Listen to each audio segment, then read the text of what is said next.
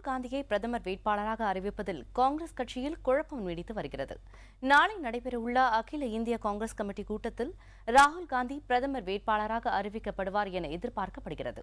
அதேவேளையில் அவர் பிரதமர் வேட்பாளராக அறிவிக்கப்பட மாட்டார் என்றும் கூறப்படுகிறது. வரும் மக்களவைத் தேர்தலில் காங்கிரசுக்கு வெற்றி வாய்ப்பு குறைவாக இருப்பதால் தோல்வி பழி முழுவதும் ராகுல் மீது சுமத்தப்படும் என்பதாலேயே இந்த முடிவு எடுக்கப்பட்டுள்ளதாக தெரிகிறது. அதனால் கட்சியின் செயல் தலைவராக அல்லது தேர்தல் பிரச்சார குழு தலைவராக ராகுல் அறிவிக்கப்படுவார் என்று கூறப்படுகிறது. நேற்று முன்தினம் ராகுல் காந்தி அளித்த பேட்டியில் கட்சி அளிக்கும் எந்த பொறுப்பையும் ஏற்க தயார் என்று தெரிவித்திருந்தார்.